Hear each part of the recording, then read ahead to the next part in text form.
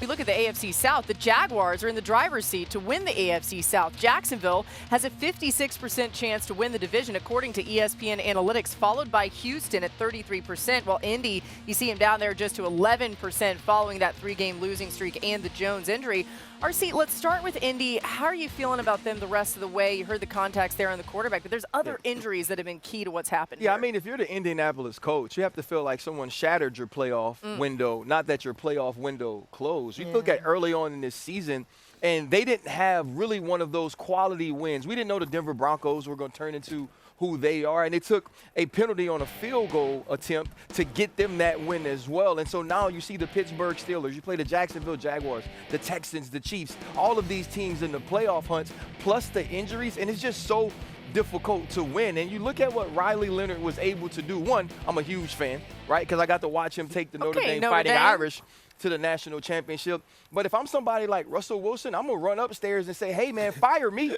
Right, wave me right now, and maybe I can go play for this Indianapolis Colts team who has some pieces around that I can help win and get to the playoffs. Because right now, this team went all in. Sauce Gardner hurt, and now Daniel Jones. He was the reason you felt like you didn't need to have a quarterback in the first round next year. That's interesting. They got to make a move quick for sure. Marcus, who do you like in that AFC South the rest of the way? As you see the percentage chances there, the Jaguars and Texans there at 1 and 2. It's Houston.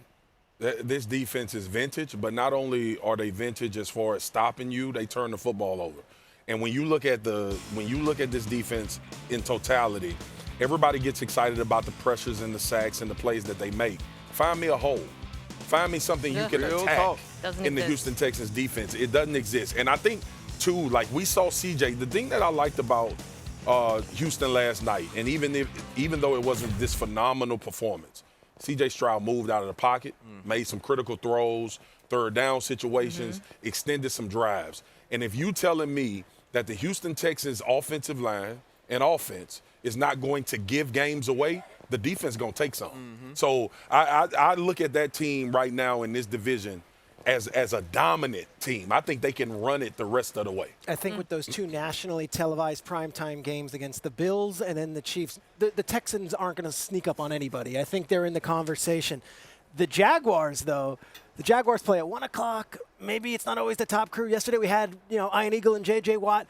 The Jaguars are doing it quietly, silently, and I thought Trevor Lawrence had a really interesting soundbite yesterday. Let's take a listen.